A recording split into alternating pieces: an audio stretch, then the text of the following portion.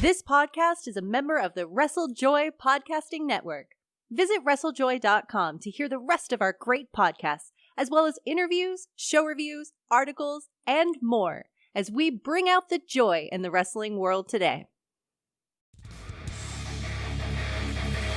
It's the Sauce Alex Zane. This is the Babe of the Bayou, Brittany Nicole. This is Ray Fury here. This is the Glitch in the System, Jay Walker, and you're listening, And you are watching. And you're listening to the Bald Monkeys Wrestling Podcast. to the Bald Monkeys Podcast. And the Bald Monkeys Podcast. And to the Bald Monkeys Podcast. Geek, geek.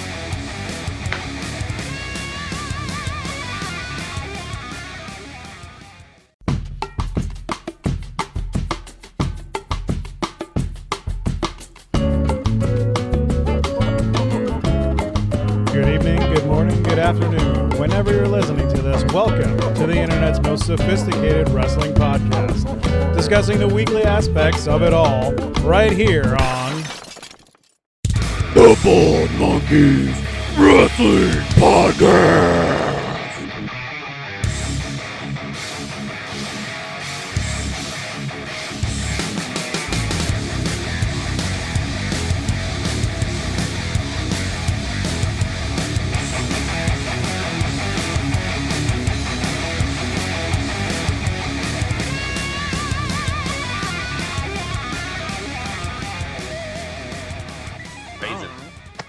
Raisin. Ladies and gentlemen, welcome back to the Bald Monkeys Wrestling Podcast. We are back with you with not an interview. We are back with a roundtable discussion with the Bald Monkeys. Christopher's here with you. Captain Chuckles, you're here also. How we doing, Captain? I'm pretty good. It's a Friday night. Again, another Friday night, and we're not watching SmackDown. We're here. We're talking wrestling. We're not here. watching wrestling. We're talking wrestling. And we brought the boss. The boss is here. Steven, what's going on? Hey, everybody. Doing good. How you guys doing? Doing really good. Excited to talk about some wrestling. We're going to jump right in this week, and we're actually going to focus, like we've been talking about, we're going to focus on Impact Wrestling because it was a big week for Impact, a lot of good wrestling that they showed on the show. And we'll start with the women because there's been a lot of women's matches in Impact lately, and the Knockouts division is not something to pass on. I think right now, and you guys can argue with me, and you're going to lose, but the women's division in Impact has to be the strongest division of women in wrestling right now. I mean, Tasha Steelz comes out, and Tasha Steelz and Kiera Hogan, and I think, Chuck, you might have mentioned this to me in the text chat or one of the chats, that they are kind of like the Iconics a little bit, yeah. where they're that heelish kind of tag team, but Yeah. they're a little, they're grittier. They're edgier. They're edgier. There you go. So let's see. Well, Tasha even with the Steelz. women's title picture there, too, is nice. The women's title match they have coming up soon, the Knockouts championship match coming up soon looks good, too. Yeah. So I mean, they had the a lot whole going on. up top to bottom, I think it's the strongest division. I mean, there's very few weak wrestlers on that roster.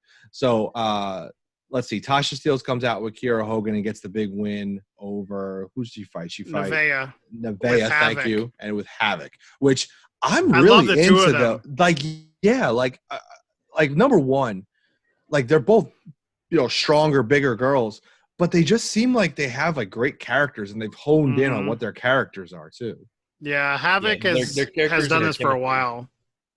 Yeah, they played well off each other. Are you guys sensing that they're teasing a tag team title for the women in Impact? I feel like they need to. I think it's the next step. They like to be very progressive with how they especially are with the women in Impact, and they have the women to be able to carry that kind of a division, unlike some other companies that, people pay attention to. See, and I was going to go the totally opposite way and say, I don't think they should. Okay. Like they have enough, Counterpoint. but I think they would run into the same problem that WWE has with just throwing people together. Because, you have a few that are, that have been together for a little while, but I don't think you have enough. And you get into that same thing that we always hated of just throwing two people together to be a tag team. And then it's just like, they're better as singles wrestlers. Yes, but at the same time, it takes away from having 15 different women going for the main belt when you can give them something else to do at the same time. Yeah. True. I think it helps get them more time to develop, lets them build more chemistry, because if they're great as a team, the chemistry's there, they'd be great fighting against each other. Some of the best tag teams, when they split up, it was wonderful. So I think it's a big opportunity they have that could get them a lot of viewers for the women's side of it, because a lot of companies are sleeping on their women's division, and they have a chance, to do it right, and I feel like they will, because Impact's they've been knocking it out of the park on a lot of things like they have recently. It all comes down to the who they put together, how well they work together, and then who else they're going to wrestle against. That's the thing. And are they going to keep it up? Yeah. Are they just going to let That's it slide, for weeks at times? But the funny part is, like, you talk about who they're going to put together. Like, Kylie Ray and Susie are together, which is kind of like the weirdest, like, couple, like Rosemary. It's like yin and yang, those two. But that's every tag team. Every tag team they've built is almost yin and yang. And then you have ones that mesh really well, like Tasha Steelz and Kira Hogan, like Nevaeh and Havoc. Like, there's certain ones that are like, oh, yeah, that makes sense. And then there's these other ones that are like, that doesn't make sense, but I'm okay with it. I'm good with it. I can deal with that. Yeah. But I think you should give it a chance if it works. That's the thing. And Chuck, you hit on it. If you're going to do it, you got to give it the time. You got to give it the proper TV time, and you got to give it the proper story. Because if you don't build around it properly and you just kind of touch on it and go away, and sometimes you're going to have a big match, and sometimes they're going to be on TV, and sometimes they're going to be in a storyline, it's not worth it. It's just not worth doing, and just stick to maybe a mid-card title, because I agree with you, Steven. There's a lot of women, and if all of them are going after the main title, it's going to get kind of muddy. And it's hard to make a mid-card women's championship. Yeah. Unless you do like the women's X division title on Impact, which that could be entertaining. That might be interesting.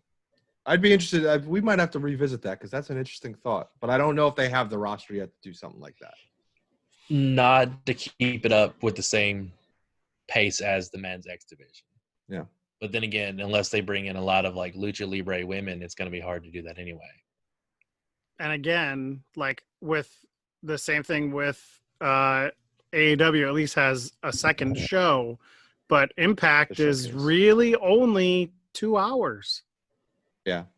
2 hours once a week. I mean, there's not. But it's what you do with those 2 hours. And it I is. really think, it is. I mean, it is. They're packing a lot in. Yeah, look at these other shows that have, like, AEW didn't have 2 shows at the jump. They had that following that allowed them to be able to do that. Impact could blow with, add more stuff to it, and they can have a whole other show. They could do a whole another show on another night of just an hour of women's wrestling with the amount of women they have on there if they do it right. Hold on, timeout. It's 8:55. I just want you to know it's 5 minutes till we get Outlandish with Ziggy Dice on Twitch TV. Just want you to know. I just literally got the notification on my phone.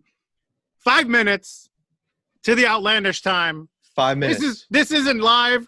It'll be up tomorrow. So all of you people missed it, but get on Twitch and watch Ziggy Dice. He is the most entertaining man on Twitch. Man, woman, whatever. He is amazing. He have an unnecessary rant in the middle of this. It's beautiful. It's beautiful. It deserves it, and Zicky deserves it. Zicky, we love you. We are disciples, and we were not paid for this whatsoever. Maybe he'll wear the Bald Monkeys shirt tonight. Who knows? We did. I actually sent Zicky a Bald Monkeys pink extra large T-shirt, and we'll see if Zicky wears it. He got it today. I got confirmation, so we'll see. Zicky, I got a request for a pink one also, so I might be placing an order here soon. Woo! Where can you place those orders, Chuck? How can you get a Bald Monkeys T-shirt? Well, please let us know. You can go to our link tree for the exact Right there. details. Okay, click on that. All right. You can check the description down at the bottom for that.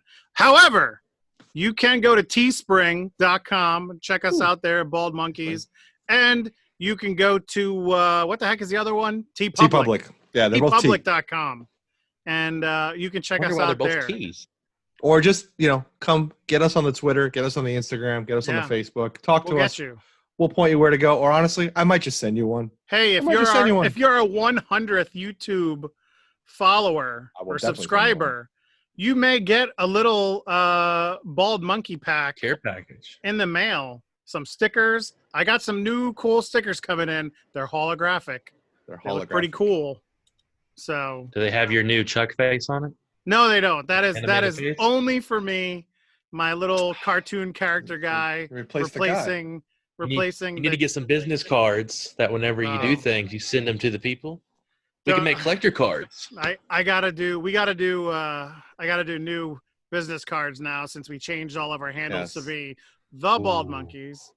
Yes, if you can't find us, that's probably why. Twitter. Yeah, the Bald Monkeys. Yeah, TBM. find us there. All right. Anyway, we're way off course. Yeah, back to Impact. Back to Impact. Outlandish. We got crazy. So speaking of crazy, outlandish, ridiculous, let's talk about Johnny Swinger. I need you guys to explain to me what this character. Johnny Swinger, he's also has a fanny pack, so copyright infringement, outlandish. So Swinger's backstage looking for the third member of the team that could take on Mac. Let's see, it was Mac and the Deaners. And the Deaners, yeah. Thank you. And him and Chris Bay need a partner. So it was hilarious that he keeps teasing all these different things like Junior is going to let you go out of your contract 90 days and you get to sit at home and don't have to be paid. So just teasing all these guys that it could be. He even talks to Rick Swann backstage, and I'm gonna speed through this, and he talks through everybody you could possibly think of, and you're like, oh, maybe it'll be somebody cool, and it's Rohit. No offense to Rohit, but I love Rohit, but it's like we were looking for a payoff. That's what I mean. Like the tease was so big. I kind of was disappointed, and I felt bad because Rohit doesn't deserve me to be disappointed. So, one, I got the issue with Johnny Swinger, and I need you guys to explain to me, is this character working? He reminds me of that cartoon character. What was his name? Johnny Bravo with like the glasses. I think so. With the sunglasses. I don't know. That's top? Yeah. That's what I get from him. That's how that's the vibe I'm getting. Listen, you and your stupid ass Eagles shirt can just shut the hell up right now. Oh. Boys. I'm sorry. Jimmy's not here. We're gonna He'd be on my side with this. He would. Yeah, no, he would. I gotta be civilized. I don't get the Johnny Swinger character. I think he's the R-Truth of Impact.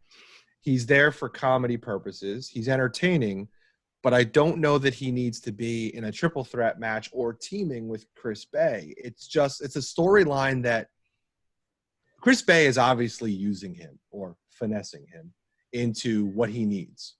But it's just, it could be somebody else. I feel bad, but I'm not digging it.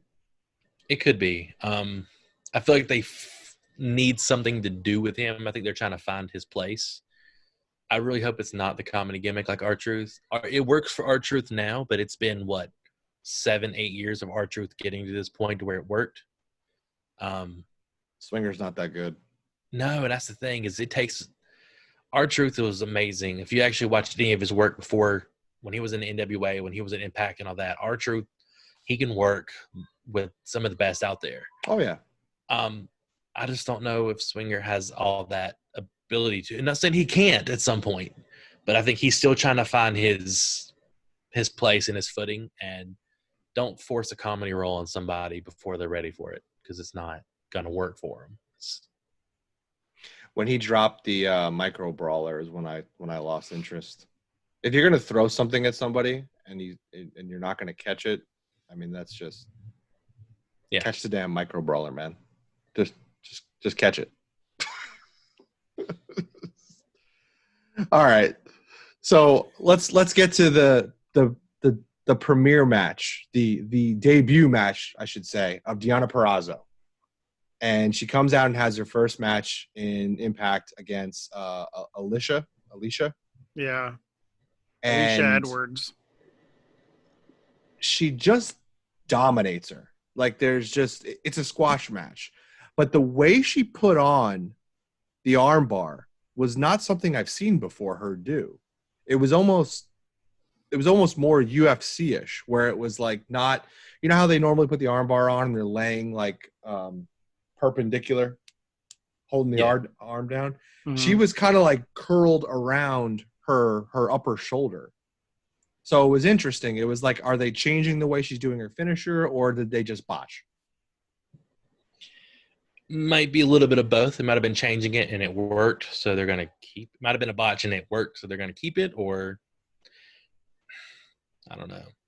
Here's the better question. Deonna Purrazzo, is she believable as a top wrestler in the women's division of Impact? Chuck, you're shaking your head. Not at the current moment. What's the problem? What's missing? The women they have on that roster? Not yet. Fair enough.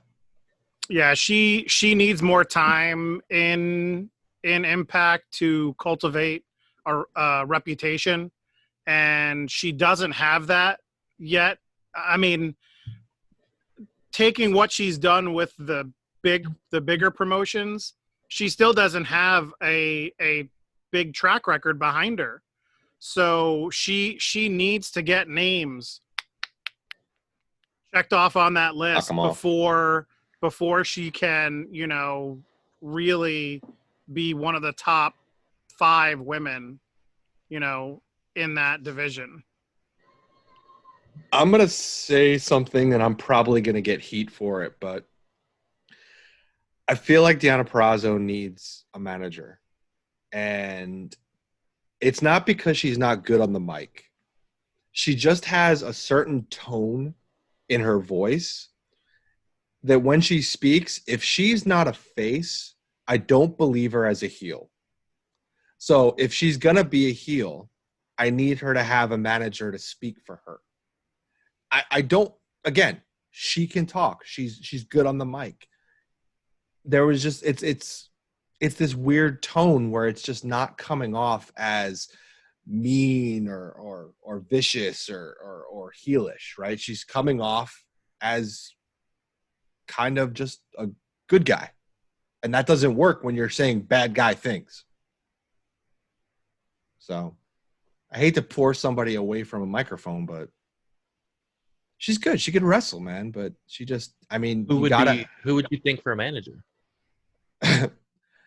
Johnny Swinger. Yeah, I was just gonna say that. Honestly, put somebody who maybe you wouldn't think of that can talk. Johnny Swinger could talk, dude. That guy could talk for hours. If you gave him all 2 hours and said, Johnny, no one could wrestle tonight, you have to just talk on the mic for 2 hours, he'd figure it out.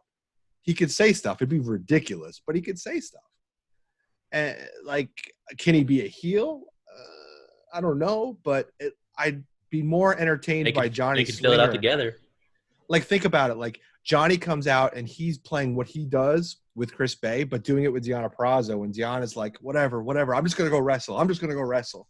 And goes in the ring and just keeps wrestling. And Swinger just keeps talking and throwing all his game and stuff. I think it'd be interesting. And Johnny doesn't need to wrestle to be his character.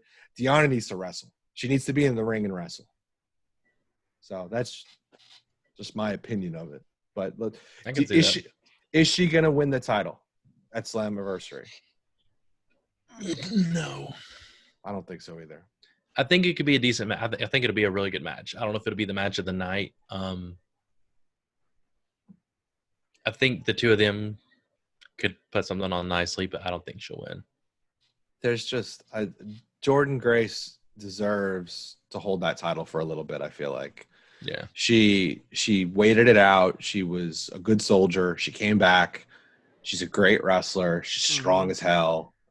I mean, she deserves, I think, a good run with the title. Yeah. So Yeah. maybe you do a DQ or something, or a no finish. I don't know. There's just something there that you could prolong the feud a little bit. Yeah. And if you go back and watch some of her independent matches, I mean, man, she has had like some really awesome like triple threat matches with some top female names. I think she also had a triple threat with, I think it was with two guys in I believe it. I think, with, doing some of the intergender wrestling stuff. I mean, she is no joke. Yeah. She is no joke. Just another, piece of the women's division and Impact that just proves that they're ready to roll. They're ready to have big matches. Knockouts division. I hate that name. So do I, but that's their thing. It's Let's better talk than about that. Like, it's better than Divas. Is it? When I think so. I think it's just a different word for it, though, man. Yeah, but at least Knockout has a whole other connotation to it. I feel like they deserve to just be called the women's division. Yes, I think just like with the Divas division, and I'm surprised Impact hasn't changed it yet, but calling them the Knockouts kind of objectifies them. Which that's where I'm standing with it. Yeah, that's the whole reason we got rid of Divas. That's all. Now the title looks nice. The title's very I like the title. But if you think about it, no other wrestling division in the main wrestling, cards calls anything other than women's wrestling, right? What do they call it? It's women's wrestling in AEW. It's women's wrestling in WWE. It's women's wrestling in NWA. It's women's wrestling on the independent circuit, unless you get into some weird indie stuff. But Impact is the last one. They kind of need to change it. Yeah. So, Impact, think about it. We're not saying do it. Just think about it. We know you're listening. Food for thought. Food for thought. All right. So then Impact rolls out this old guy. What's his name? Ken Shamrock. I've seen him before. He seems pretty dangerous. At least he thinks he's pretty big. I mean, give the guy some credit. He's an old dude and he's still going. I mean, for his age, he looks phenomenal. He looks great. He honestly could kick all three of our asses at the same time. I don't know. If me and Chris distract him and you put him in a chokehold from behind, we can take him down. That's a game plan. Ken Shamrock, you heard it here first. Steven wants to fight you, not me. Yeah, not me. Come Just on. Steven. I didn't say I'll go for it. Come on. I'm up for a fight. I will fight dirty. They show on TV they can take you down from behind. All I need is a chair or something.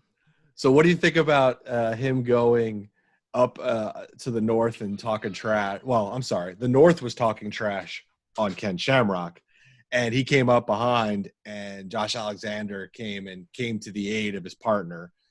And I thought we were going to get that match, and I was kind of pumped. Like, have you guys seen Alexander fight one-on-one on the indie circuit? Like, the guy can wrestle. Yeah. I was pretty disappointed that they just jumped him and didn't have the match. Do you think we finally get that match? Do we get a singles match with Josh Alexander?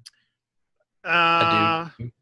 I think so, but it's going to be some sort of stipulation. There's going to be something to it that I don't know about a 2-on-1. Why wouldn't but they just set it up for it, don't you think? They set up for the North versus Ken Shamrock. But could they also have set it up for like the North against Ken Shamrock and somebody else also? I don't know. They already did the mystery part. I'm over the mystery partner thing. Just tell me who it is. I'm over the mystery. Impact has a long history of doing the mystery partners. It's kind of another thing. It's one of their things they like to do. But do one mystery, not Slammiversary. Someone's coming, and there's a mystery partner here with a triple threat, and we don't know who's going to be the fifth person in the fifth 5-man championship match. And well, that's a whole other thing in itself. But that being said, I think the North is quietly one of my favorite tag teams in wrestling right now. I mean, you guys know how much I love FTR.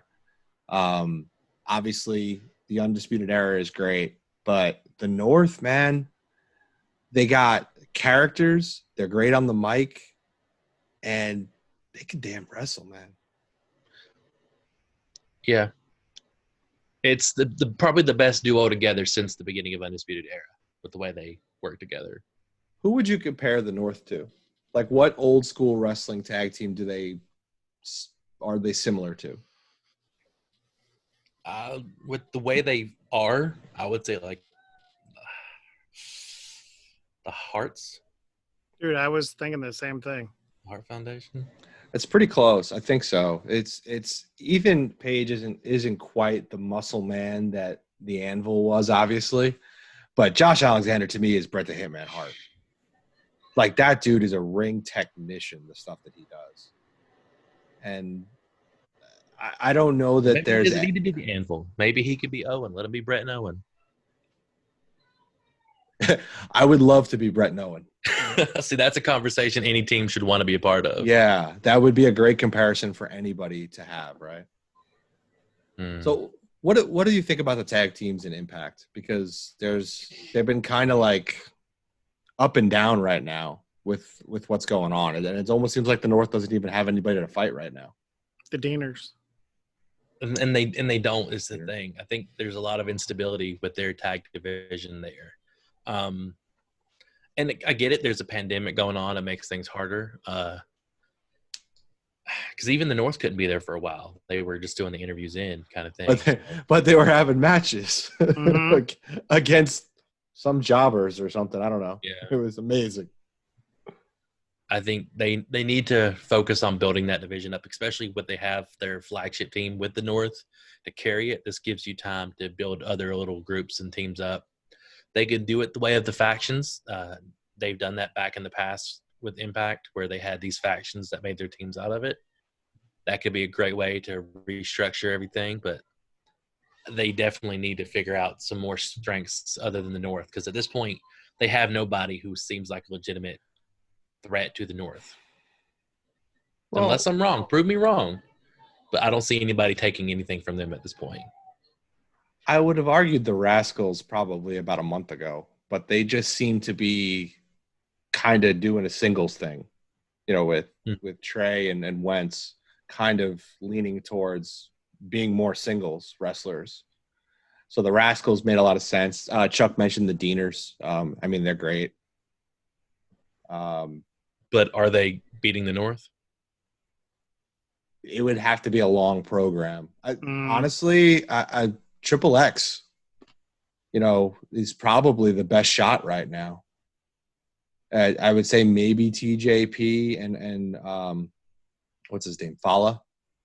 Yeah. There's a lot of. I mean, you even have Reno Scum. Like there's tag teams there, but they're not getting airtime. They're not at that level. Yeah. And I don't know if it's because there was so much other stuff going on. Chuck mentioned it. It's only 2 hours. Yeah. It's tough. You can't put everybody on TV. So you got an X Division title. You got a women's championship. You got a world championship. You got a TNA championship. Really, not really, whatever. We'll talk about that. You got the tag team championship. I mean, you got 5 titles you got to put in 2 hours. That's your whole show. Like your buildup is like sometimes you don't even get to one of the titles even to build anything up for it. I mean, what did they have? 1, 2. They had 5 matches on Tuesday. Yeah. I mean, unless you're throwing out 3 squash matches, which doesn't build up any story really, which stinks. I mean, there's not much else that you can do. Impact is one of those that would very much so benefit from like a web kind of series, just like Dark was originally. Put it on YouTube. Like if they say they do, is it Tuesday nights Impact's on? Yep. Yeah. Have a web show Access on TV Thursday and Twitch. nights. Yeah. have a web series, maybe just Even an if you hour long, watch. just to plug little bits in. Just do one match. Just put one extra match. Tape one match and air it on YouTube on Thursdays. Just one match. And then let everybody do vignettes. And just do some vignettes and some promos and package that together. One match and a bunch of promos and just air it for an hour on a Thursday night. But just with how social media is in itself, they could have promos and stuff like that coming out all week long to set stuff up. And little like They do that. They do a little bit of backstage that. antics and stuff where they attack people and stuff like that. But they could build off of what they have with a short amount of time if they just did a couple little things here and there. Like, yeah, a match here or there recorded, coming out, dropping different days. It'd be perfect for them. I think they have a little. It's weird. It's the situation where they have too much talent and too much stories to tell. They need more time. They need more time to do it, and they're doing a good job. But I would like to see more content come out, and hopefully, as they figure things out and figure what direction they're going, maybe we'll get more content, and maybe we'll get fans in the crowd too. That'd be nice, also. I know it's exciting stuff. All right. It's time for my favorite wrestler on Impact. Taya Valkyrie with Johnny Bravo against my favorite, Susie. I freaking love Susie. Have Are you guys strange addiction to her? Dude, she is so creepy. I love it. I think she's more creepy as her alter. She's more creepy as Susie than Su Yung, or more creepy as Su Yung? More creepy as Su Yung than Susie. I disagree. I think both of them work. I do like Valkyrie though. I mean, Ty is great. With or without the problem. Yeah, Ty is great. Ty has been great since I first saw her wrestle in Lucha Underground. When I first started watching Lucha Underground and Ty was wrestling there. She's a great wrestler. I mean, she's a great character. She plays her character perfectly. She knows what she needs to do in the ring. There's something about Susie, and she keeps losing. Like, she hasn't won a match in a while, but I'm still like so into that character. And I'm waiting for, she's going to crack. Oh, she's going to snap, and it's going to be so epic. It's going to be so good. Yeah. Is it going to be a third personality? No, it'll be back to Su Yung, because they had mentioned, I guess, a little bit on Impact that she's harnessing some of Su Yung, some of the move sets. Yeah, of Su Yung. They mentioned that once or twice. So, I mean, it's also got to be so much easier for her not to have to go through all that makeup. I don't know. It's just as hard to walk around and just wave to nobody who's there. I do that all the time. Does anybody else wave back to her? I do from the TV. I always do from the TV. Christopher even waves back on Twitter. He's like, oh. I do. I waved. Susie. Hi. All right.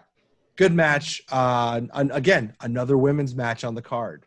Yeah. And another good women's match. Again, they could have an all women's show if they wanted to. All right. Let's get to the random mixed tag that we get with Chris Bay, Johnny Swinger, Rohit against the Deaners and our X Division champion, Willie Mack, who he's going down. Is awesome. Love Willie Mack. I think he's great. Yeah. He's got a good body of work building for him.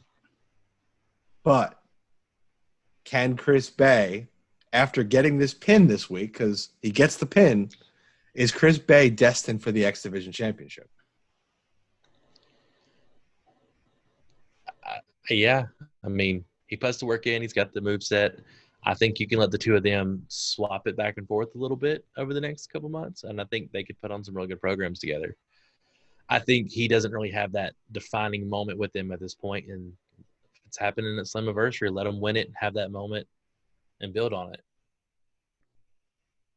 I just don't want it to be the Chris Bay got the upper hand, in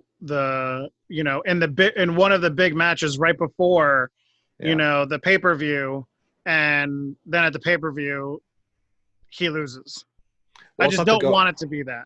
We got a couple of weeks before the go Yeah. home show, so Yeah. we got time for Willie to get over on him.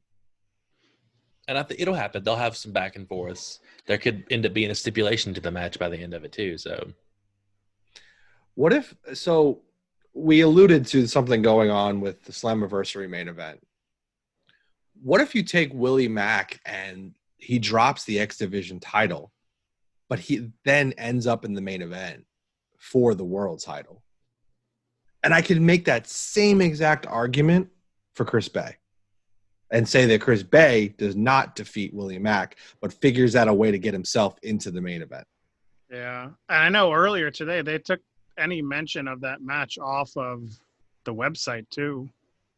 The main event? Yeah, there's They got to restructure it. Yeah. They have to restructure it right now. So they got what? 3 weeks? You got Yeah. 2 slots to fill right now. 18th. Yeah, if they keep it as 5. I mean, That's there's an easy fill-in for this. If you're going to keep it as a 5-way, Moose is your number 4, and whoever they're teasing that's coming back is your number 5. So it's really kind of easy who you fill in right now. Yeah. Now, will they do that, or will they go a different direction, or do they have a different direction planned? Was someone coming back to fight Moose? Is that the one-on-one match that they want to do? I'm not sure. and who's So- coming back? Do you have any guesses? I mean, the teases have been absolutely ridiculous. I mean, it's Rusev. trouble. If it's not EC3, are you let down? Yes and no. Because with his last couple online little things, with his controlling the narrative, he could be going back to NXT with some of the stuff he's been doing. He's kind of throwing a lot of stuff out there out of nowhere. And at the same thing with going on over there, he could come back and help out Spud and be back in NXT that way with the way they have the cruiserweights over there. I really don't know. If it wasn't for his last couple vignettes, I would say, yeah, he is 100% going back to Impact. But him and Moose had some stuff together back before he left, and he could fit right back in there. He draws. He was very misused in WWE when he got to the main roster. He was a little misused on NXT. But he could draw. He was a big star on Impact before. It makes sense for them to want him back. But will he go back if he gets the option to go back to NXT? I just don't know who else it could be that I'd be excited about right now. I just don't like all this uncertainty everywhere. Like there's so many free agents and guys and girls who were recently let go that are just like hanging out, like waiting until Could be this Mr. all Anderson. wait until this all is over, and it's just like, man, you don't know where. Could be Bully Ray. Oh, the aces and eights, right? They teased that with D'Lo. So Mhm. Bully Ray would make. It could be again, Bully or it could be Mr. Anderson. They promised you it was a former world champion, so Both it of them. narrows it down a little bit, but it doesn't really narrow it down much at all. But D'Lo wants to get the band back together. I could really see like that, Bully Ray. Bully Ray's not really doing nothing other than his podcast right now. Bully Ray can do whatever he wants, and it works because Bully Ray will forever be really good on the mic and be able to just drop in and do his thing and get over. He was so mishandled when he returned to WWE. They should have let him run as Bully Ray. Honestly, at this point now, I want it to be Bully Ray. Let him come back. You talked yourself into Bully Ray. Oh, it would be perfect. But then again, I could see Anderson too with how he's been popping up in the NWA a little bit here and there. It's like he's getting his feet wet, getting the ring rust off. Yeah. I don't know. I hope it's not some. I don't want to start this term, but I hope it's not a Rohit swerve where it's like just something simple, like something like James Storm. Now, yes. Before, no. No. So now, Could it be? Could be. Former world champ. I would love to see him back there too. Did Eli Drake ever win the championship? Yes, I'm literally looking at the list of former Impact champions, and The things they can do now is crazy. He's on that list, Chuck, right? He's on that list. Eric Young is on that list. That was one. Honestly, I wouldn't be super excited, but I'd be like, cool, good for him. Yeah. I mean, I still think I wanted to be Bully Ray, but Bully Ray or James Storm. It's interesting, man. And then for the older guys, you got Sting is out there. No. Kurt you Angle. got Kurt Angle is out there. You got Mr. Anderson is out there. You know, hey, Rob Van Dam. Yeah. It's Mr. Anderson. There you go. Well, actually, it says Kennedy. I mean, those are but the Rob Van Dam's. Oh wait, hold on. Rob Van Dam's already there, so Rob I Van know. Dam can't come back if he's already there. Yeah, but he could be in the match. He is a former champion. Yeah, but they're teasing a former champion returning. Has he been on TV that much lately? When was the last time you saw him on TV? He came on TV. Reality.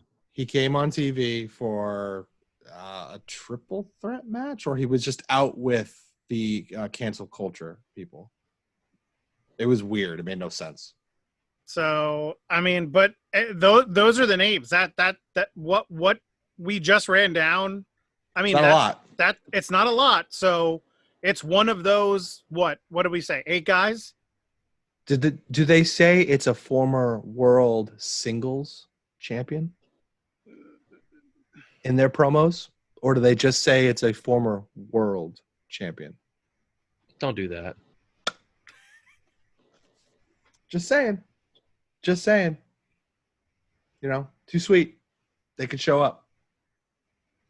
You know, they've been world champions before. Could be them. No. Could be Kanellis or Mike Bennett, or whatever he wants to come and be. Yeah. Wasn't he a world champion? Chuck, is he on the list? Who? Mike Bennett? Yeah. Mm-mm. I don't think he didn't. Bennett never won the world championship? I don't think so. Not Impact, no. Okay, that's just a shame. That guy deserves a title. He run. deserved a lot. I don't think he did. Yeah. Because I think he jumped. We to love New you, Japan. Mike Kanellis. He jumped to New Japan whenever things started getting rocky there. Man. Well, Impact, you got a lot of opportunity. You can do some cool stuff now. There's some opportunity for pick some people up. I don't think you're going to let us down. You got some time. You got, let's see, it's the 26th today. You got 20 plus days to figure this out. Start now. Get going. Or at least roll some people out. Yeah. All right. Final match of the night. This is what I call the throwback copy match, which is Madman Fulton with Ace Austin versus Eddie Edwards. Or if you want to call it Shawn Michaels and Diesel versus any other wrestler, you can call it that as well. Because that is exactly what they're trying to build with Ace Austin and Madman Fulton. And I dig it. It works. Do you dig it? I dig it.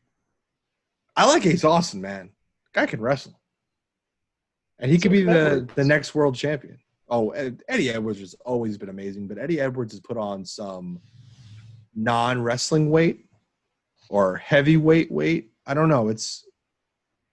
He used to be like an X Division guy, right? He used to be a much bigger high flyer, and I think he just put on bulk for whatever reason. I don't know the story. I don't know why. I'm not going to assume. But this Eddie Edwards is much more hardcore Eddie Edwards than the past one was when he was like a high flyer. Let him be Tommy Dreamer. Come on. Oh, jeez. Hardcore, a little extra weight. He could be. Well, that was our Impact card. I don't know. Is there anything you guys want to touch on in the last match? Basically, Ace Austin, helps Madman Fulton win the match. I mean, that's a no-brainer, right? They're going to continually do that for a while. Yeah. Surprise. That was Impact. So another good show. A lot of teases. We talked about the D-Lo tease, the constant swinger teases, obviously the tease of what champion's coming back. I mean, I like that they continually are doing backstage promos, and I like the promos they're doing. It's building all these different layers to stories, and they have long matches. They're not doing short matches. It's a criticism I've had of some other promotions where the matches are really short and then the stories are really good. I think they have a good balance of the stories and the matches in Impact right now. See, and that's another problem going into only having 2 hours and so much. Honey, they need to take advantage of social media and YouTube. It'd be great. The whole backstage stuff with Moose was great the other day. Moose is awesome. And just he's rightfully criticizing him not getting the praise he deserves. So he's playing that character perfectly. Walking around with that belt and just being like, this is my championship. I am the champion. Love it. Pulling people down. Did you see people that are walking? Come here. I'm talking to you.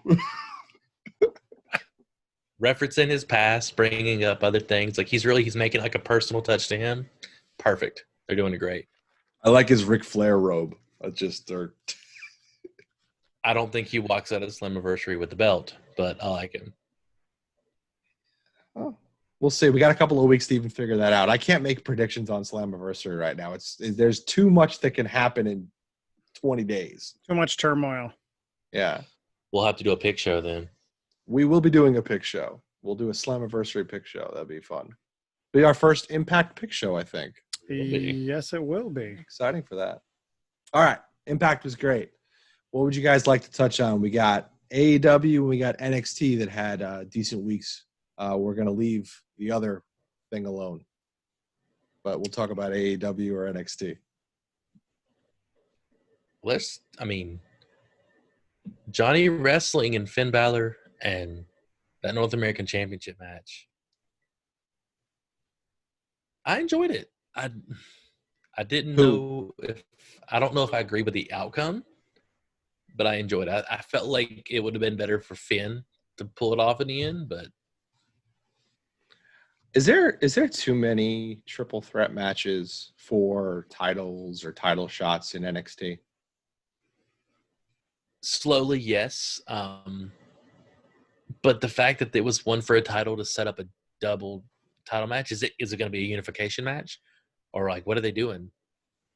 It's not a unification. Not a unification match. It's going to be winner takes all. Champ. Essentially, champ.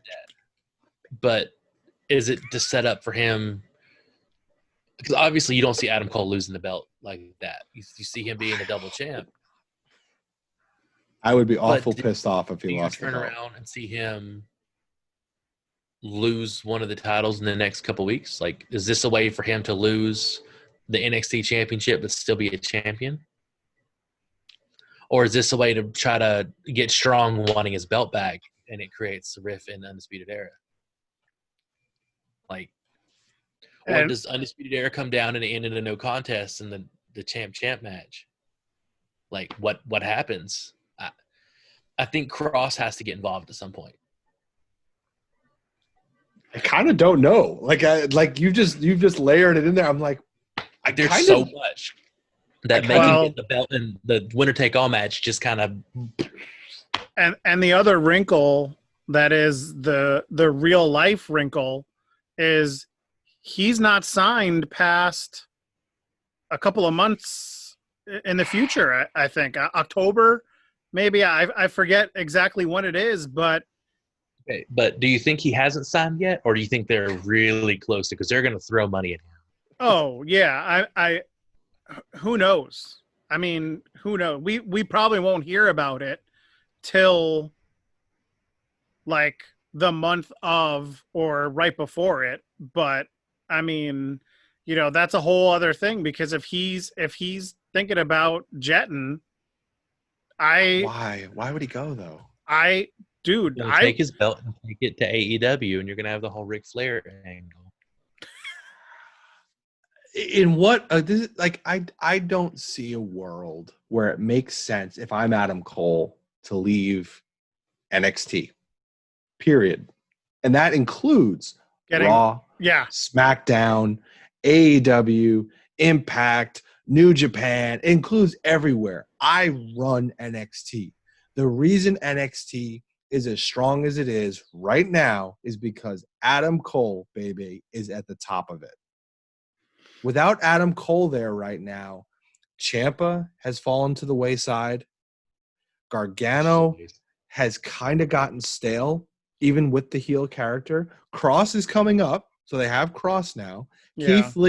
Keith Lee missed the exit on the highway that would have took him to the title. He had it. They had Keith Lee all in. Oh, at the Rumble. They missed it. At the Rumble? Oh, man. And they missed Whenever Brock looks at him, and Brock's like, who was this? Oh, they had him on that cliff.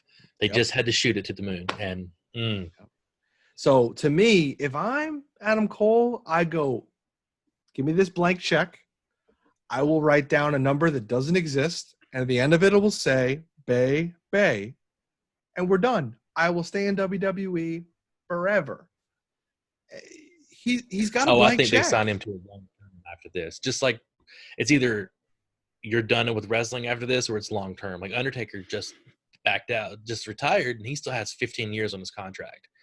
AJ said he's not signing another one, but they're going to tie him to something to keep him in line, whether he's gone or not. Just like what they do with like Shawn Michaels and stuff like that. They're not going to let Adam Cole go at this point. Yeah, he was already really big when he came there, and they made him bigger. And there's no way Adam Cole's leaving without getting one match against AJ either. And if AJ is there, Adam Cole's there, and they'll have one match at least. Okay. Could that be what they're doing? Putting the North American Championship on them? So at Survivor Series, you have AJ versus Adam Cole? At Survivor Series? It would. That's when they bring them all together. Yeah, that's when they bring them all together. That's why everybody like lines up with whoever. It'd be a triple threat though. It'd be United States. So it would be who's the United States? Apollo Crews. Yeah. I mean, I love Apollo Crews, but he doesn't fit into that. Okay, it doesn't. And you could have it to where AJ's trying to finish unfinished business they had with Undisputed Era. Because remember when they came into the Impact? They came into Impact Zone. Wow. Impact on our brain. We're all Impact. when the club came to TNA, oh my God, I did it again. You did it again. God. Somebody get this man some coffee. When they came to Someone NXT, get him some Impact Wrestling. Showdown with Undisputed Era, you never really had that payoff match between the two of them. And maybe it's AJ coming down there for the NXT championship. I mean, it could work. There's so much they could do. They could do it, but where I started this rant was there's no reason for Cole to go anywhere for reasons like this. There's plenty of storylines that he hasn't done yet that I'm sure he would love doing. There's plenty of people that he hasn't gotten to wrestle yet that everybody wants to see him wrestle. Have we seen him and Roman Reigns? I mean, I bet you see him in Roman. I don't want to see that. Yes. I don't want to see that. I 100% do. I think it would be a good match because Roman can prove he can put on a great match. The matches he had with AJ were amazing. Thank you. I don't. That's the reason. I don't think I care to see the two of them fight. I get him and AJ. I got him and Daniel Bryan. I got him and Seth Rollins. I don't care to see him fight Roman Reigns. They'll make you care. There'll be a story and they'll make you care. That's how that right now. I get it. You really don't care because there's nothing that leads you to believe that makes sense. But they can make in order care to get that want match. In order to get that match, he's coming up to SmackDown. As much as I keep saying that he's not going to go up or I don't want him to go up, I also realize that eventually everybody goes up. Even Gargano and Ciampa eventually will go up. They went up. They did go up. They did go up. Though. Yeah, but again, everyone at some point is going to go to the main roster. And they're allowed to do that because it's wrestling. You could do whatever you want. It's a wild card rule. It's, the weekly visitors pass, the hall pass, the passport, what else you want to call it? I-95, 7-Eleven, 24/7 European Championship. You The can best go anywhere. championship. You can go anywhere. Who else would you like Tozawa. to see him face? If he came to the main roster, who else would you line up for him? See, the thing is, he's faced guys that I want to see him to face again. I want to see him against Aleister Black again because I loved him and Aleister Black going one-on-one. I Andrade. want to see him again, Andrade again. I'd like to see him and Buddy Murphy. I'd like to see him and Cedric Alexander. You know, I'm much more of the idea of the middle level guys that I enjoyed watching come up through NXT. But I wouldn't mind seeing him and McIntyre go at it. God, get the proper. I told you they need that proper match. He needs it. I knew I would point that. The build up for that would have been so good when Adam Cole first came in, and then Drew had to get hurt. Whew. That would It be could so happen. It could still happen. So NXT was a good match. NXT was pretty Honestly, good. I'd like to see Adam Cole and Dolph Ziggler. I think they put on a really competitive match together. Yeah. Dolph and anyone. And That guy's a workhorse. What do you? So what about the priest? Damian Priest. Damian Priest. Thank you. Priest. He shoots the arrow. Priest. He does. Just He's the Archer of Infamy, right? Yes. We talked about how over he got himself and how great of a match he had at TakeOver in Your House. What about that? What's it called? The stomp that what's his name gives? Grimes. So Grimes did the 2-footed stomp to him on the outside. And he took another hard bump with that. Like Priest is turning into the guy that's willing to take some serious bumps. like KO. Where does that lead him to? Where are we going with Priest? Injuries. I think he gets a decent little push. I see him in the North American Championship picture more than I do the main title picture. Keep him in the mid card. Give him another 6-7 months to build his character into something that's worth pushing the main belt towards. But right now, keep letting him do his thing. He's doing good. Even if it's against Lee, I think him and Keith Lee could put on a very hard-hitting match together if they let them do it. The bumps he could take in that match and just But I 100% agree with Steven there. That's exactly what I was going to say. I kind of miss Dominic Dijakovic. you saying. would. I miss his name. I just wanted to say it.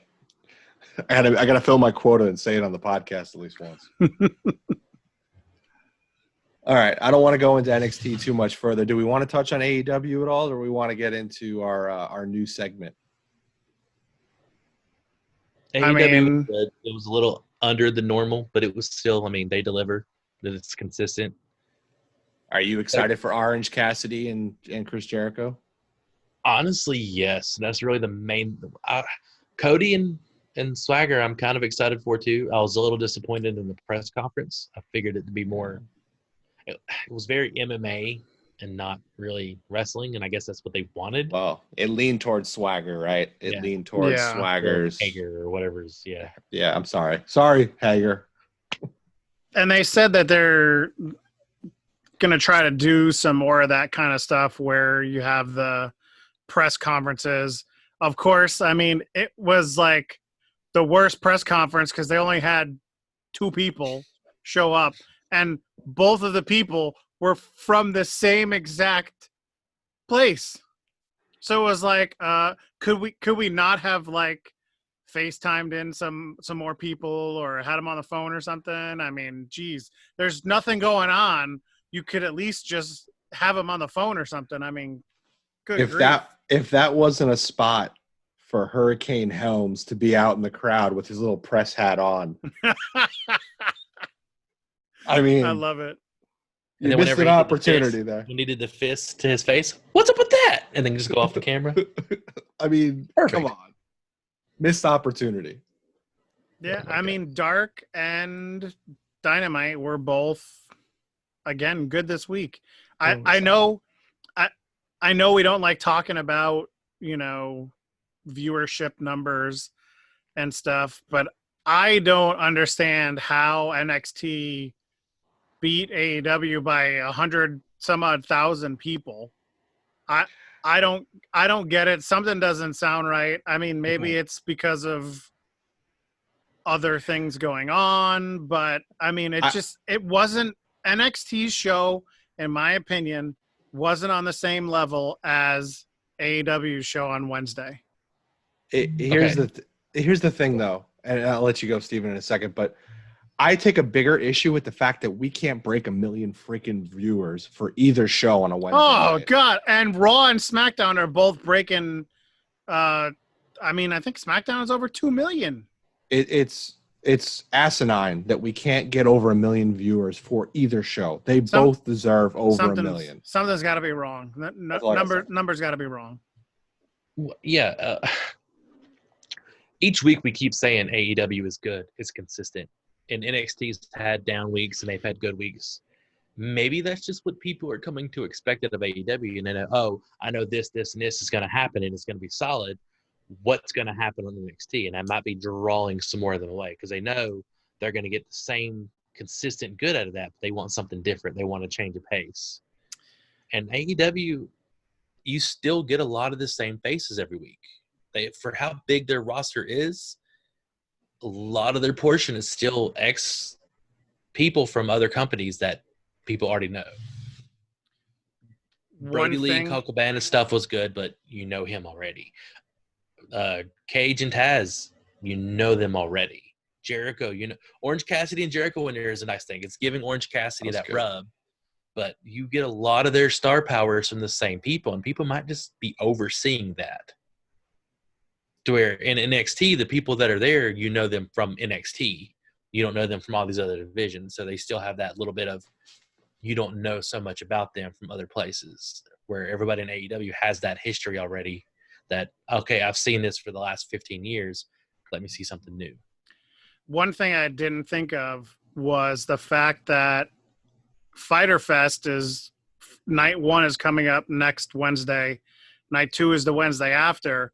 But they're both going to be on TNT. Yeah. So you don't have that big buildup of the show before the pay-per-view. So that could be one thing that led to, well, okay, I know who's going to be pretty much fighting or what's going on at Fyter Fest. So, you know, I'm a wrestling fan, of course. I'm going to watch NXT tonight. One thing I don't want to see on NXT is freaking Robert Stone. That guy, I hate you. I hate you, Robert Stone. You in your stupid dress shoes and no socks. I hate that trend. I hate it. Get out of here. Another thing, too, with it is when they were advertising for AEW this week, it was Jericho and Cassidy come face-to-face, and Hagar and Cody have a press conference. Well, there you go. That's just 2 big segments that are not going to be matches. Cody's weekly matches, just like with like the U.S. Championship Open when Cena did it, it was bringing people in. Who's it going to be this time? Well, they already told you up front that's not happening this week, and it was just a lot of build to matches. You already knew it was going to happen. I don't know about y'all, but I'll go to the bathroom during promos and stuff, and I watch them later on YouTube or on Twitter or wherever I need to watch them at. That's a lot of what AEW was this week. It was that just a promo build for things and trying to restructure different angles because of other things going on. That with the next 2 weeks for them being Fyter Fest, if they don't break 1 million views when it's supposed to be one of their big pay-per-views, it's ridiculous.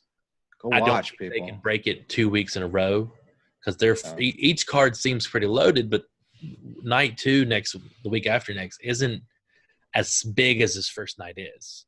So there's a lot they can do.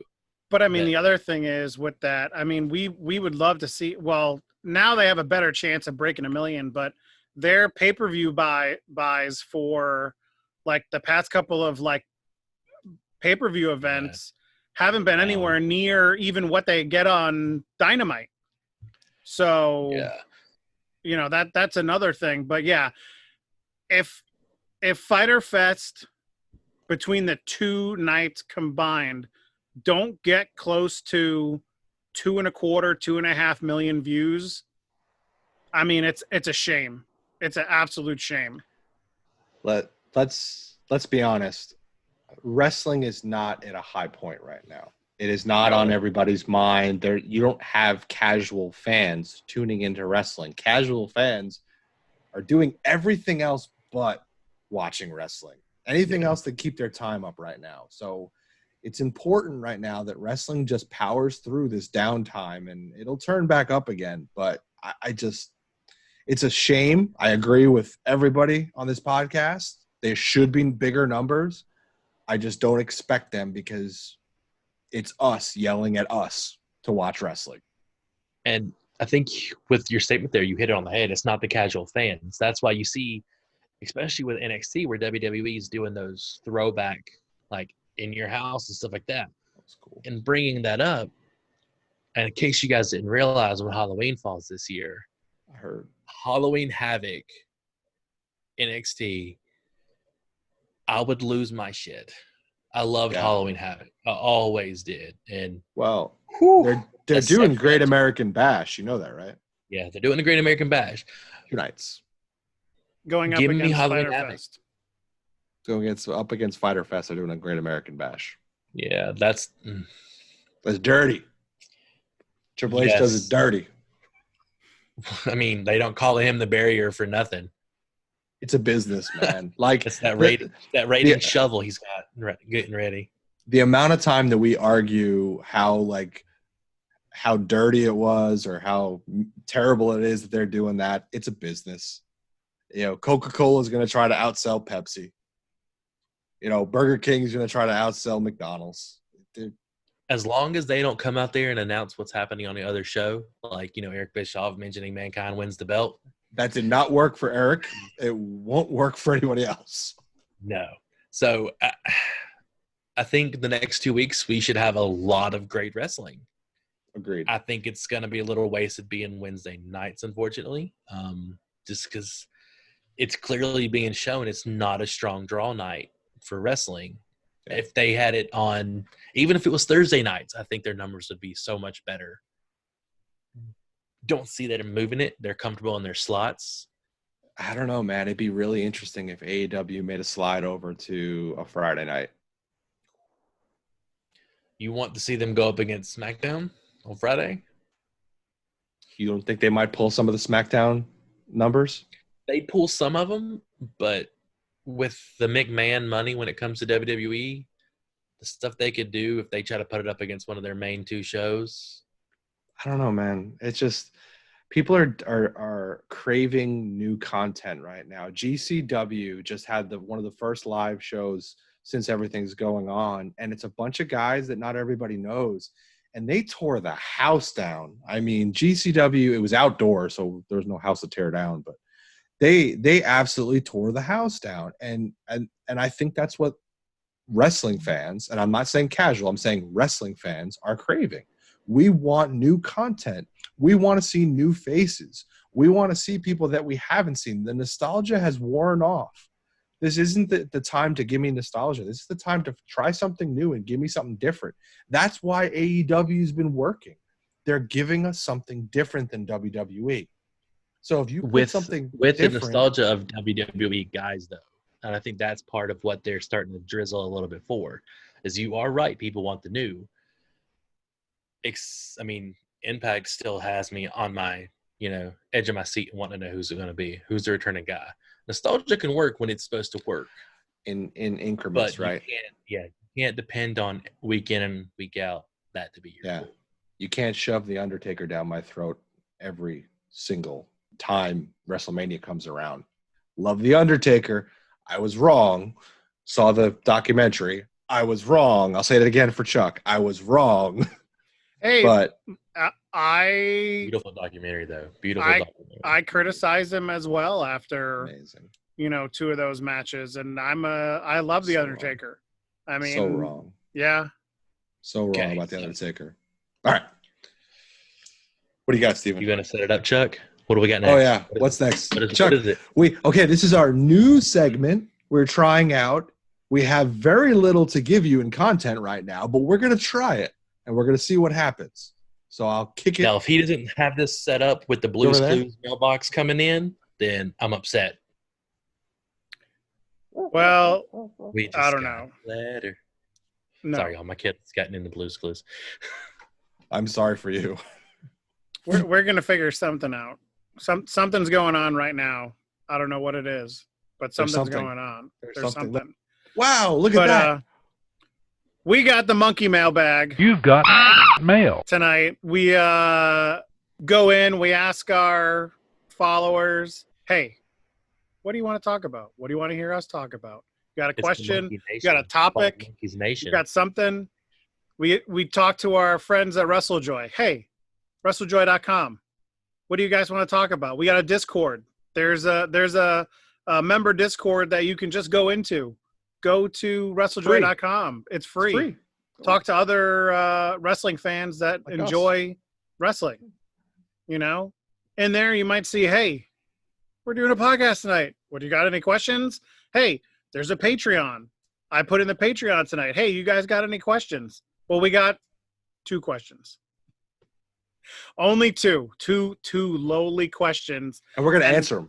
And You when gotta it start really somewhere. comes down to it, it's really only one question. Well, let's hear it. Because the first question is apparently Liverpool, which is over in England, and I'm saying it's like behind me. Liverpool won their first EPL championship in 30 years in soccer or football. Football. So Not a big deal. I forget who it was. It was one of the other podcasts asked us what our feelings were on it, and I know my feelings are, who the hell cares about soccer? And if anybody on this podcast, I don't want to hear it. what? That's how I feel about hockey, but I enjoy soccer. Bro, if I want to see somebody go 0-0 for over 90 minutes, man, I've had more riveting games of FIFA like 05 on PlayStation than I've seen like actual live soccer events. I mean, come on. That's all I want to do is watch a bunch of guys run around a huge ass field kicking a ball for 90 minutes and there's no score. What the crap is that? Shit, I'd rather watch darts. I would rather watch professional dart. I don't know if there's a thing. I know I've seen it before. It's on like ESPN 88 or something. Dude, bowling. There's trick shot bowling that is way more enticing to me than soccer. My dad, I love my dad. My dad loves soccer. I've sat there and watched it with him. I can't do it. I can't do it. Unless it's all penalty kicks, I can't do it. I can't watch these guys that are like 2 inches tall on this huge ass field run around kicking a damn ball. Get out of here. Okay, Steven. What do you have to say about Liverpool and their congratulations, Liverpool? Congratulations, Liverpool. First one in 30 years. Liverwurst, way to go. You guys did a great job. Your issue with soccer is kind of my issue with hockey. I don't care to watch people skate around and just throw pucks at each other.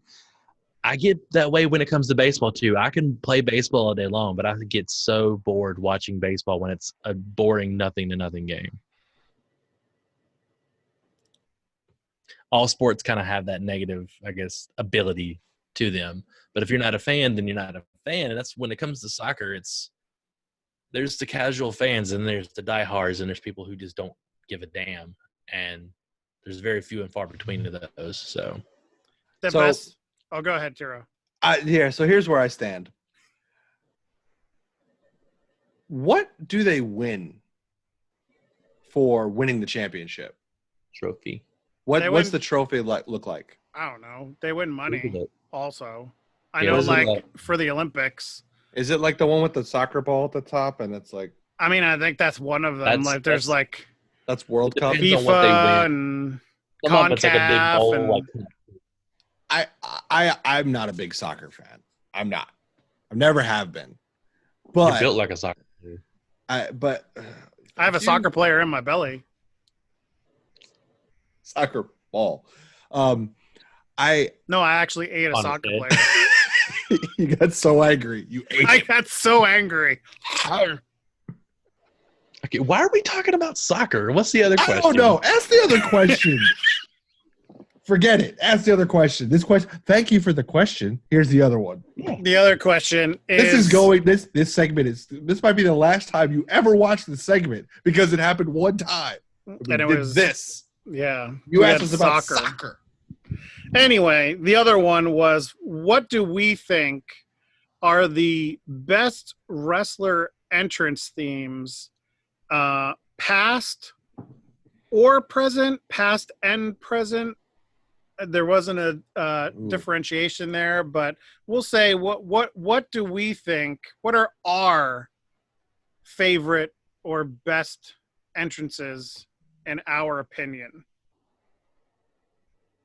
Like top 4, top 3, just number 1 overall. Bro, you can do whatever you want. This is our segment. We can do what I want. Yeah, whatever you. You can do 2. I mean, now if you start rattling off like 37 people, I'm just gonna hit stop, and it's just gonna end with Steven going, "I like Rikishi," and like. I really the Brood.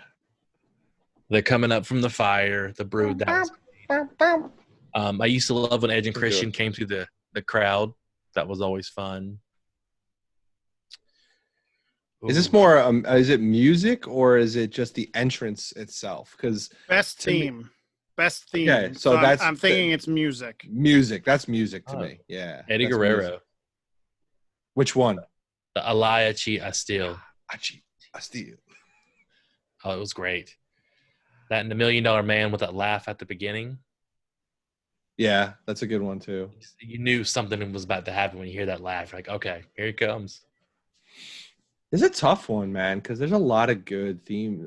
But I go back to You love the real American. But I go back to the 8. Okay, you know what? Let's go there. I love Got you going. the Real American because, yeah, it would make the hair on my arm stand up.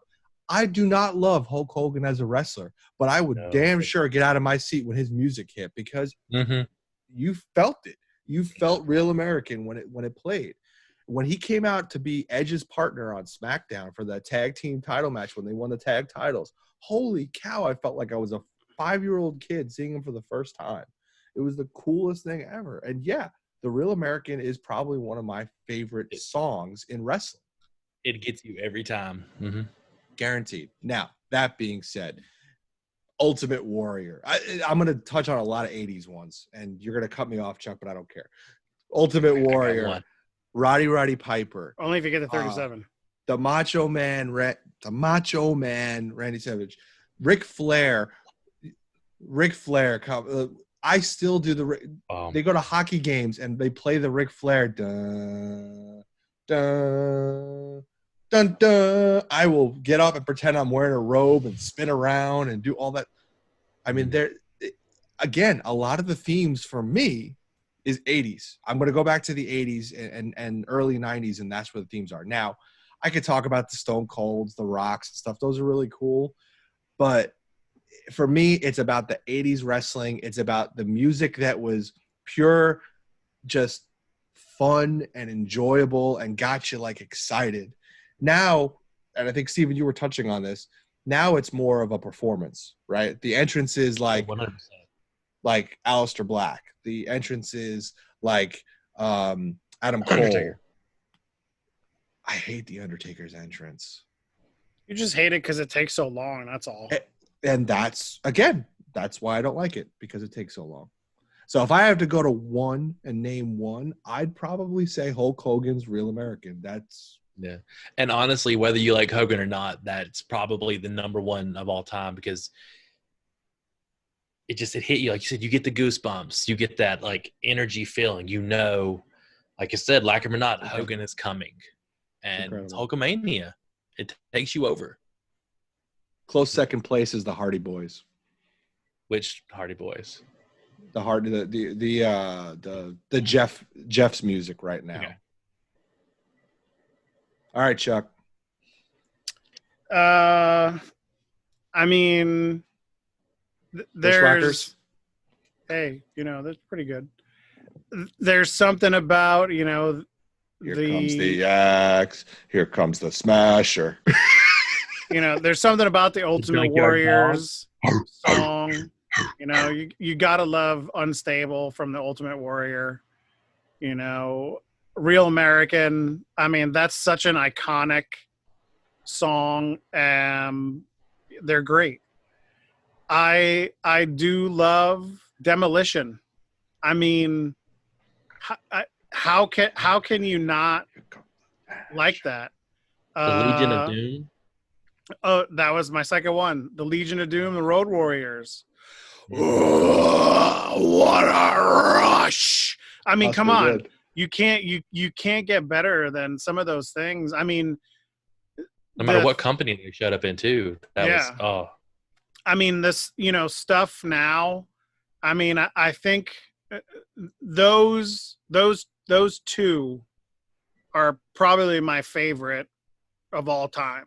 Not only because I loved the tag teams and everything, but I just loved the music to it. But I think my favorite theme now is probably Aleister Black, just because it gives me that little bit of, heavy metal, which I love so much. And like, I just hear his thing and, it gets me pumped. I also love Robert Roode. I mean, how could you not love The Glorious? I mean, I love it. But yeah, I'm definitely more of the darker theme kind of guy and everything. So yeah, those are my three. But I mean, now I have like I kid you not, people.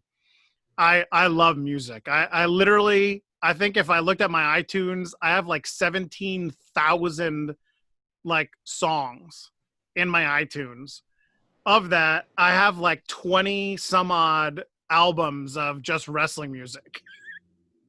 I remember all the wrestling music you used to have in those like iTunes albums and stuff. Oh, dude, I had like WWE put out like an anthology album that was like 3 discs that did like the 80s, the Attitude, and then and whatever the third one was. I think I have Ruthless Aggression.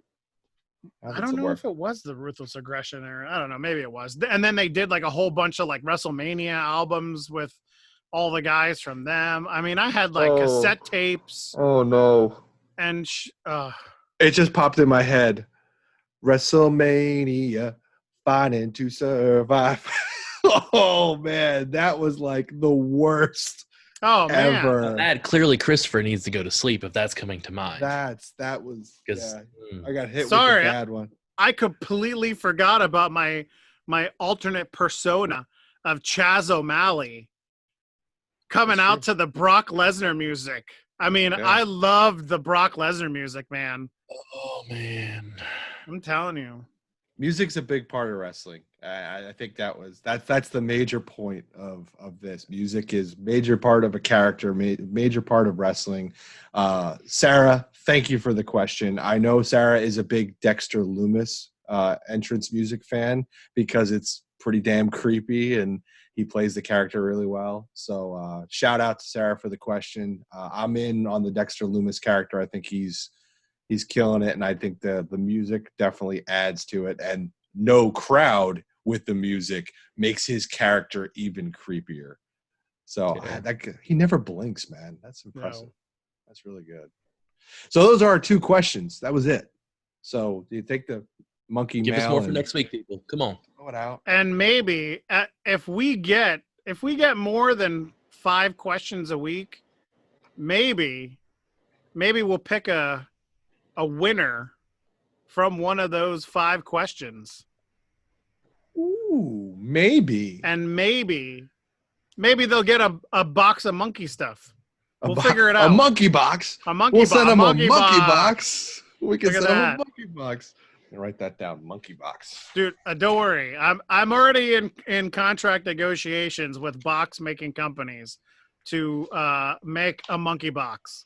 I've already been putting it into the wheels of motion here. We're getting a monkey box going.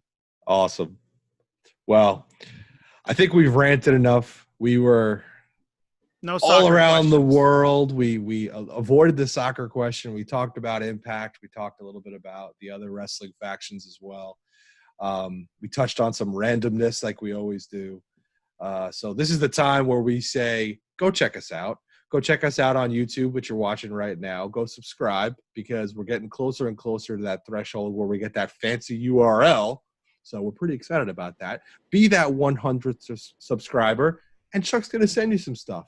We got a little package that we'll send you. We'll contact you and be like, hey, congratulations, you won something. Because you know what? We do that a lot. I just send stuff to people. So go subscribe. Go find us on Twitter. You can find us at TBM Christopher, TBM Captain Chuckles, TBM The Boss. And I believe Jimmy is what? The Bald Monkeys? Bald Monkeys. Just like Eli Drake, the Bald Monkeys. So find us out there on the Twitter. Find us out there on the Instagram. I believe we're also The Bald Monkeys. The Bald Find Monkeys. us on Facebook. We are the Bald The Monkeys. Bald Monkeys. It's like we know what we're doing, and we put them all in the same line, and you can go Finally. find us in the same place. Don't forget to go check us out on Wrestle Joy. Wrestle Joy is a great partner of ours. We contribute to them with our interviews. We got a lot of cool interviews coming out. Go check out our Raizins interview. Go check out our past interviews because you know what? You missed some, and you should go look at them. They're very interesting. There's some very good ones. Very entertaining people that you should be paying attention to. Yeah. People who come on our show, they just go up. Just remember that. You will learn more about them. So that's all I got for Captain Chuckles and the Boss. We'll talk to you guys next time. Take it easy and go hit that button. Hit subscribe. Get out of here.